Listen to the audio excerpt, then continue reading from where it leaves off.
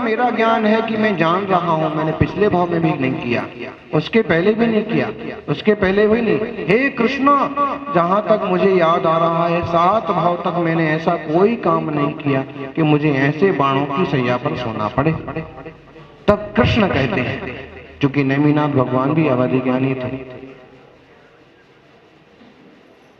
लेकिन इस कथा में वो नहीं आए।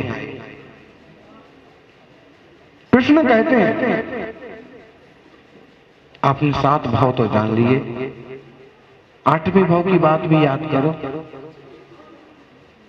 उन्होंने कहा 8वां भाव याद नहीं आ रहा। 8वां भाव हम बताते हैं, याद आ जाएगा।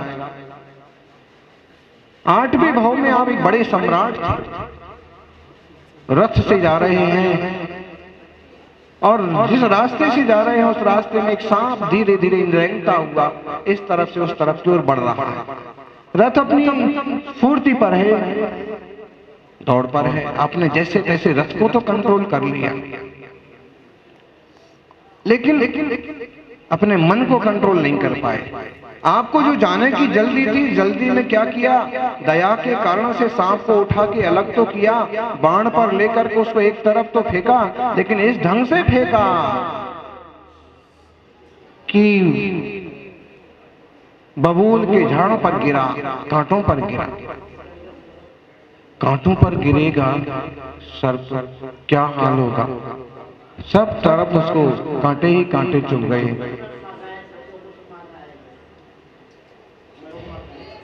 ब्रह्मचारी को लेके जाओ। एक कांटा चुभता है तो हमारी हालत खराब हो जाती है। पंचेंद्रिय संग की जीव है, उसका क्या हाल होगा। उस पर कांटे इतने चुभे, उसकी चुभन, उसका जो आश्रव बंध पड़ा। हे पितामह, वोई उदय इस भाव में आया। हमारा ये भाव कर्म बंधन के लिए नहीं मिला है, कर्म काटने के लिए मिला। ये कुत्ता है ना, अब इसका उदाहरण रोज आ जाता है। शांतिनाथ जी से और कितने बार हमने उसको प्रतापगढ़ में तो उसने श्रावकों को छू लिया पड़गाहन के वक्त। एक श्रावक छू गया तो उसके बाद हमने उसको थोड़ा डांट दिया कि तुम आगे आगे घुसते हो, हमारे साथ चलते हो, श्रावक छू जाते हो। उसके बाद वो हमारे साथ नहीं चलता, किसी एकाध साधु के साथ चला जाएगा, पीछे आएगा, लेकिन अभी आहार के समय भी हमारे साथ नहीं जाता। कौन सी पर्याय उसकी बिगड़ गई, कौन सा जीव है कि अब यहाँ आके कुत्ता हो गया है। अब संघ में भी चले कि किसी के द्वार पर रोटी भी मांगे तो कौन उसको समझ रहा। जाएगा भी तो अभी हमसे दूर दूर रहेगा, पास में नहीं आएगा। ध्यान में आ गया कि छूना नहीं है, ऐसा नहीं करना। एक ही दिन में हमको 3-4 बार टच होके निकल गया, और जब बोला तो उसके बाद आज 4 दिन हो गए, पास में नहीं आता। अब क्या क्या समझ में आ गया है उसको। संगी है, पंचेंद्रिय है, जानता है, पहचानता है, लेकिन कौन सा अस्त्र बंद कर लिया इस जीव ने पहले कि आज यहाँ इस पर्याय में। ये उदाहरण बच्चों को जाति स्मरण भी हो सकता है, अपने को भी हो सकता है, कभी ऐसी ठोकर लगती है तो। इससे हम ये समझें कि सावधानी बरतें। देवशास्त्र गुरु की आराधना से मंगल होता है, असाधना से जीवन में दंगल होता है। एक श्लोक बहुत बार आड़े आता है, आखिर कई सारे पंडित ये गाते जरूर मिलेंगे। अन्न क्षेत्रे कृतम पापम धर्म क्षेत्रे विनश्यते, धर्म क्षेत्रे कृतम पापम वज्रलेपो भविष्यति। और इसकी व्याख्या में आएगा कि फूल पत्ते, दीप, धूप, इस टाइप की छोटी छोटी बातें आएंगी कि अगर तुमने ये किया तो नरक चले जाओ। अगर तुमने मंदिर में किसी का सिर फोड़ा तो नरक नहीं जाओगे, वो ये नहीं बोलेंगे। अगर तुमने ऐसा कुछ किया है तो नरक जाओगे। किसी की टांग तोड़ दी है, किसी को गालियां दी हैं, तो उसके लिए नरक जाने की जरूरत नहीं है। इस टाइप की व्याख्या व्याख्या ये होना चाहिए, अन्य क्षेत्रे कृतम पापम, सारी दुनिया का जो बाह्य प्रांगण है सब अन्य क्षेत्र है और वहां कुछ पाप किया है तो मंदिर जी में श्री जी के समक्ष गुरुजनों के सामने प्रायश्चित लेकर के शुद्ध हो सकता है, निकल सकता है। और अगर श्री जिन के निमित्त से पाप किया वो कुछ भी किया, कसाय विष्ट बुद्धि की है, वासना विष्ट बुद्धि की है, तो वज्र लेपो भविष्यति, वज्र के समान होगा। जैसे मंदिरों की कहीं कहीं जमीन होती है, कहीं कहीं मंदिरों की जगह होती है, बुजुर्ग लोग मंदिर के लिए कुछ रुपए आते रहे तो दुकानें जोड़ जाते हैं, कोई खेती जोड़ जाते थे कि भाई ये खेत हमारा, हम तो जा रहे हैं, गांव छोड़ रहे हैं, या परिवार में कोई बचा नहीं है, मंदिर को दान, अथवा कोई बचा भी है तो हमारे पास बहुत है, ये मंदिर को दान, और कोई दूसरा उस पर कब्जा कर लेता है। तो पंडित के प्रवचन में ये नहीं आएगा कि इस पर इसको दबाना, इस पर कब्जा करना, इसका भाड़ा नहीं देना, ये वज्र पूरा है, निर्माल लिखा रहे, ये नहीं आएगा। ये आएगा कि बिना पानी वाला नारियल चढ़ाया तो ठीक, अगर पानी वाला चढ़ा दिया तो हो गया वज्र। अब भूख तो साथ में नरक जाना पड़ेगा। इस टाइप की फिजूल की बात है। गुरुदेव की आसाधना करना किसी भी तरह से वो होना चाहिए, परिभाषा ये बनेगी कि मुनिराज की आसाधना करने से वज्रलेप हो गए। बनेगा क्या? अगर मुनि भी आके कुछ कहने लग जाएं कि ऐसा नहीं, ऐसा करो, ऐसा नहीं, ऐसा, तो उनकी बात भी नहीं सुनना। कहां लिखा है शास्त्र में? इस पंडित ने सारे शास्त्र पढ़ लिए, 12 साल का पारगामी हो गया है, और मुनि की भी आसाधना कर लेना, लेकिन कभी ऐसा नहीं करना। तो वज्रलेप अब हो रहा है कि जब तक सरल स्वभावी था और गुरुजनों के आगमन पर ही खुश हो जाता था, नाचता था, तब हो रहा था। लोगों की सोच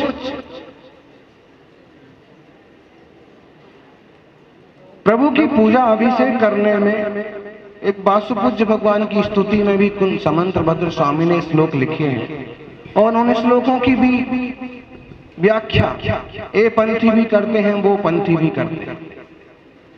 ना पूज्यार्थस्त्वयि वीतरागे न निंदया नाथ विवांत वैरे तथापि ते पुण्य गुण स्मृतिर्ना पुनातु चित्तम दुरितांजनेभ्य।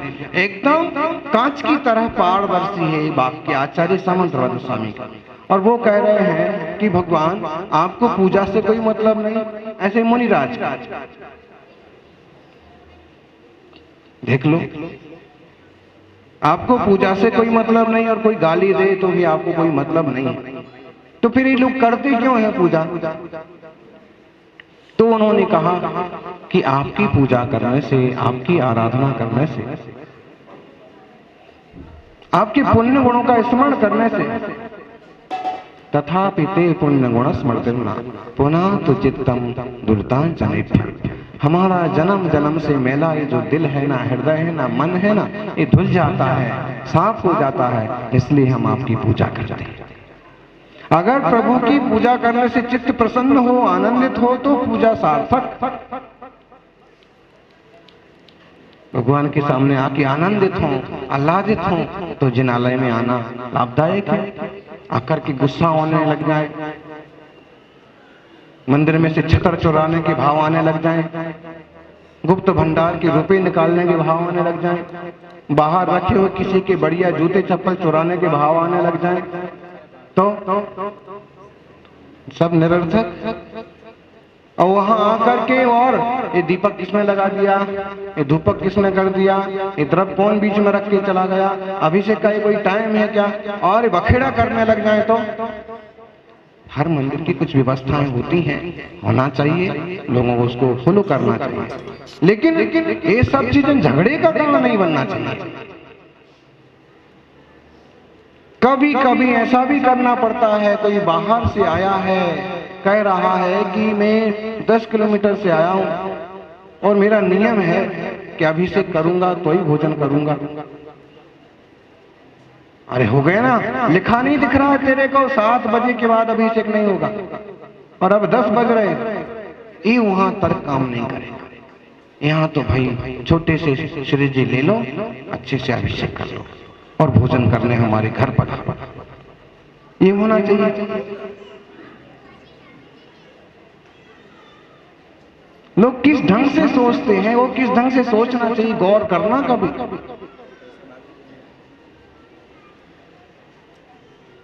अपनी सोच से ही आश्रव बंद होता है। योग मतलब क्या? मन वचन काय, जिनकी चंचलता। उपयोग मतलब क्या? अपना ज्ञान दर्शन चेतना, जो अपनी रचना है। हमारी रचना इस शरीर से नहीं हुई है, हमारी रचना तो चैतन्य घन आत्मा से हुई। आत्मा की रचना, उसमें दर्शन और ज्ञान गुण है, सुख गुण है। अब इसकी जब चंचलता और विचलता होती है तो आश्रव बंद, निरंतर जारी। सावधान। हे पितामह, 8 भाव पहले का ये बंध उदय में आया है।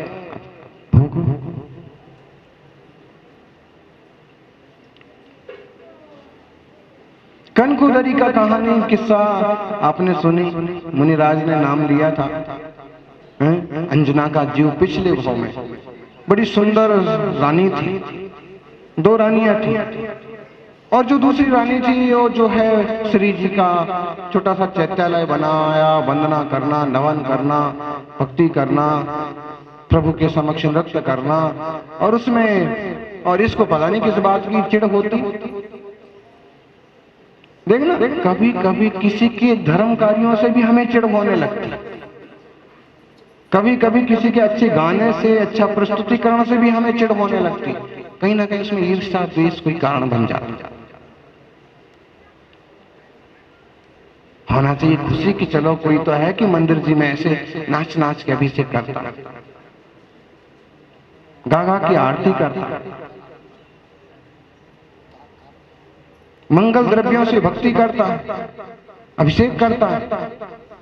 उसको ईर्ष्या हुई, चिढ़ हुई, और उसने क्या किया, एक दिन उठाया उनके श्री जी को, भगवान की मूर्ति को, और कुएं में होता है ऐसा। आप कहोगे कहानी अविश्वसनीय है, बिल्कुल नहीं। आज ढूंढने आओ तो अपने देश में 10-5 आदमी ऐसे मिल ही जाएंगे कि किसी को मूर्ति पसंद थी तो उनने छुपा दी, या गायब कर दी, या करवा दी, या फिर मना ही कर दिया कि तुम इस मूर्ति को नहीं छू सकते, तुम्हारी वो विधि है, तुम वहां जाओ, पटक दिया। लेकिन वो भी थी तो थोड़ी सी धर्मात्मा, उसने आर्य का संघ विराजमान था और जाके वंदना किया, उनका प्रवचन सुना। योग संयोग से आर्य का माता जी इसी पर प्रवचन कर रही थी कि श्री जी का भक्ति का फल, श्री जी की सेवा का फल, गुरु भक्ति का फल, और उनके लिए आसाधना का फल। उसको बड़ी बेचैनी हुई कि क्या मामला है, हाथ जोड़ के पूछा कि, फिर माता जी ने कहा पूरी बात, उसने पूरी बात बताई। मन साफ था तो उन्होंने कहा बेटा बराबर काम नहीं हुआ, बहुत गलत हो गया। किसी से हमारे भाव मिले ना मिले, देव शास्त्र गुरु के संबंध में कुछ भी उपद्रव नहीं करना। जा कैसे भी बाहर निकाल। और फिर बाहर निकाला, तब तक बोलते ना 22 मुहूर्त हो गए।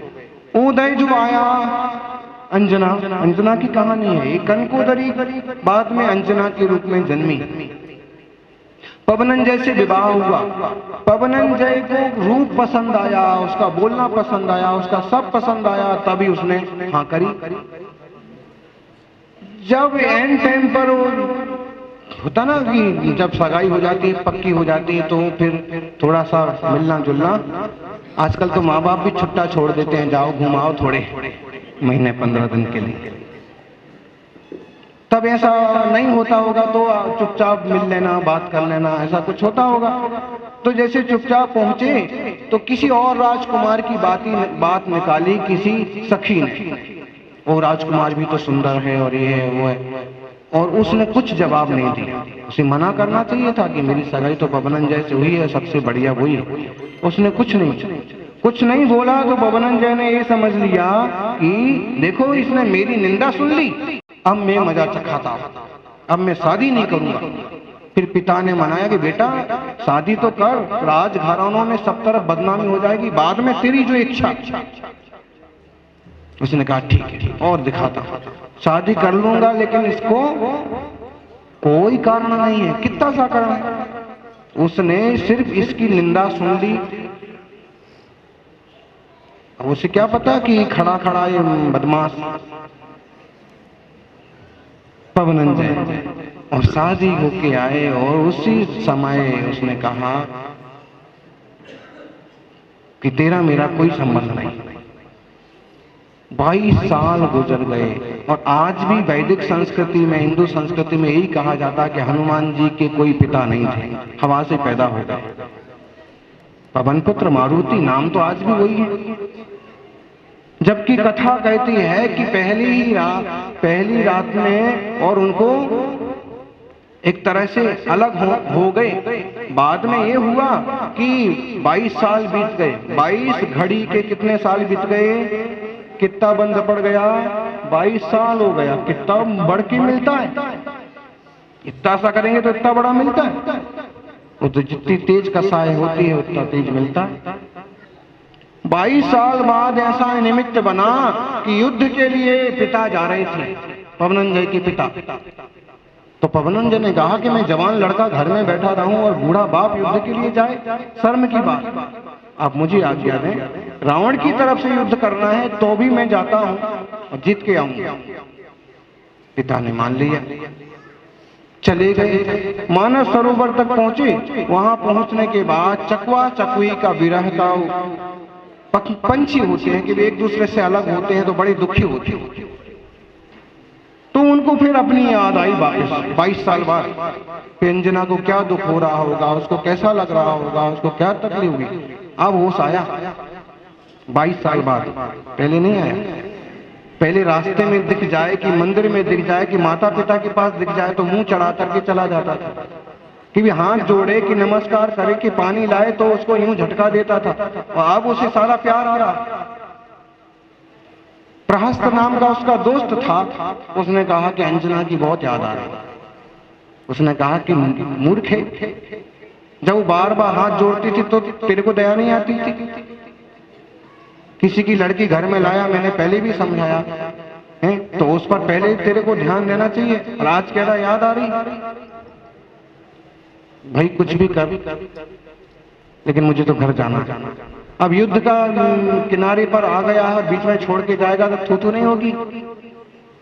विद्याधर विमान से आखिर बातचीत बन गई, विमान से गए, मिले, पति पत्नी तो थे।